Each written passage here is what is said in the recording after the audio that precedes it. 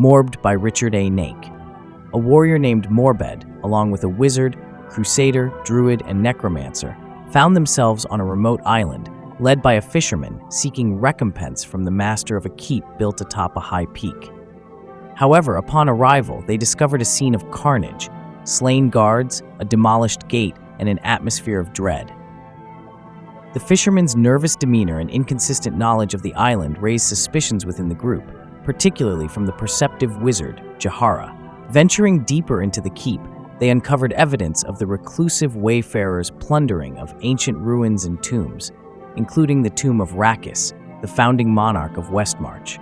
A summoning chamber, adorned with unsettling statues and chained skeletons, revealed a dark history of forbidden magic and demonic summoning. The necromancer, Vorik, shared his knowledge of a brutal war in Kyrgyzstan that had left a stain on the fabric of the world, hinting at the potential dangers they faced. The party decided to split up, with the crusader venturing into the crypts beneath the keep and the others delving further into the structure. Morbed, suspicious of the fisherman's behavior, followed him and eventually cornered him in a statuary gallery high within the keep. Jahara appeared, and the fisherman confessed to being a pirate coerced into guiding the wayfarers' attackers. He revealed his guilt and remorse, haunted by the spirit of the true fisherman whose death he had witnessed.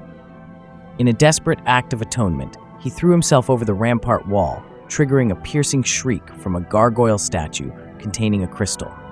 The statues in the gallery animated, attacking Morbed and Jahara. The old man sacrificed himself to save the wizard, and Jahara, utilizing her magical prowess, destroyed the animated statues. Returning the lantern the old man had carried to its original location, they rejoined Edis, who informed them of an approaching threat. His ghost wolf, Roshan, who had been standing guard at the main entry, had sensed something and vanished. Morbed revealed the truth about the fisherman's identity and his demise. Vorik, having found no trace of Akarat in the crypts, joined them, mentioning his need for a new dagger to focus his spells. Just then, the voice of the wayfarer echoed down from the parapet above, taunting them and revealing his awareness of their presence. As the others spoke with the old man, Morbed noticed that one by one, portcullises were dropping to block the exits from the chamber. The only way out was now the main entry. Footfalls shook the room as the thing that had broken out of the keep forced its way back in. It was a hulking demon of immense size and strength, covered in stone-like armor, its eyes burning with malevolent intent. The beast roared and swung its bludgeon arm into the nearest brazier, scattering embers and casting menacing shadows across the chamber. The shrieking of the crystals returned, filling the air with a cacophony of sound. Adis shifted into a bear, his massive form rippling with power, and attacked the demon. Vorik summoned the skeletons of the dead, their bony forms rising from the ground to join the fray. But the demon, fueled by dark energies, proved unstoppable. Jahara attempted to cast a counterspell on the crystal's magic dampening effect, but her power waned under the oppressive influence of the crystals and the demon's presence. She urged Morbed to climb the walls and destroy the crystal, but he was frozen in fear, his instincts screaming at him to flee. When it became clear that they would all die, Morbed did what he had always done. He ran. He slipped through an opening in a warped portcullis and fled into the darkness, leaving his comrades to face their doom. Morbed ran through the keep's maze-like corridors, the lantern's violet light casting eerie shadows that danced along the cold stone walls. Whispers and a sense of judgment tormented him, echoing the accusations of his former companions. He stumbled upon the crypts, the air thick with the smell of decay, and encountered Clovis, who had searched every tomb and crypt but found no trace of Akarat. The floor trembled, and the demon entered the crypts, its massive form casting an oppressive shadow over the tombstones. Clovis, ever the valiant warrior, handed his torch to Morbed and charged into battle, his shield emblazoned with the image of a dragon radiating holy light. A column of fire shot up from the shield and into the demon's face, momentarily staggering the creature. Clovis fought bravely, his flail a whirlwind of righteous fury, but the shriek of the crystals returned, weakening him, and the demon, with its immense strength, seized his flail and tossed it aside. The creature slammed its bludgeon arm down on the Crusader's leg, shattering the bone and crippling him. Morbed, witnessing the Crusader's demise, his heart pounding in his chest, fled deeper into the crypts, the lantern clutched tightly in his hand. He raced through the tunnels, pursued by the relentless demon, the sound of its heavy footsteps echoing through the darkness. As despair began to creep in, he came upon a robed figure standing atop one of the pillars. The figure, with a swift motion, depressed a stone in the wall, causing the disc atop the pillar to rotate, revealing a secret passage. When the rotation was complete, the robed figure had vanished, replaced by a statue as if it had never been there at all. Morbed, his mind racing, climbed the wall and into the passage just as the demon entered the room, its eyes burning with malevolent fury. He scrambled through the cramped passage, the rough stone scraping against his skin, for what seemed like an eternity. Finally, he came to a ladder, his muscles aching with fatigue, and ascended, pushing open a trapdoor and emerging into a cluttered room filled with a jumble of furniture, artifacts, and strange objects.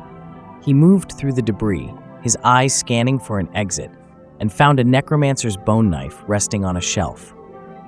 A voice in his mind, the voice of Vorik, urged him to take it, and he did so, tucking it into his boot for safekeeping.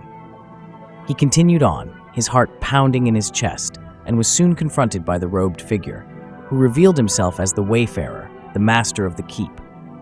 The Wayfarer, his voice raspy and filled with malice, informed Morbed that his friends had not fared well against the demon. The Wayfarer shared his bloodline's history of exile and their quest to reclaim what they believed was rightfully theirs. He confessed his inability to procreate despite his power and his bitterness at his failure to sire an heir. Morbed, seizing the opportunity, killed the Wayfarer with a thrown dagger, ending the old man's reign of terror. Morbed turned to see the reflections of his deceased comrades in a mirror.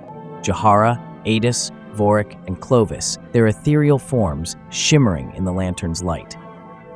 They explained that their spirits were trapped, tethered to the lantern, and linked to him through his guilt and regret.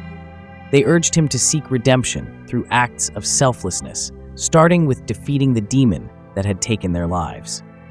Morbed fled through the forest, his mind a whirlwind of emotions.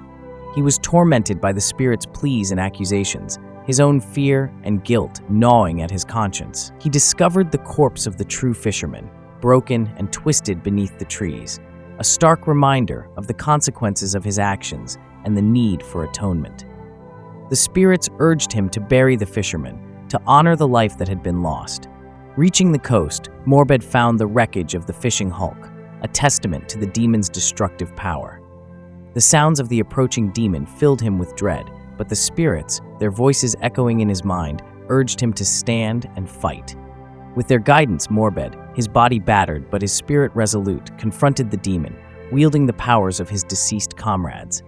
Jahara's magic slowed time, allowing Morbed to strike the demon's eye with his dagger.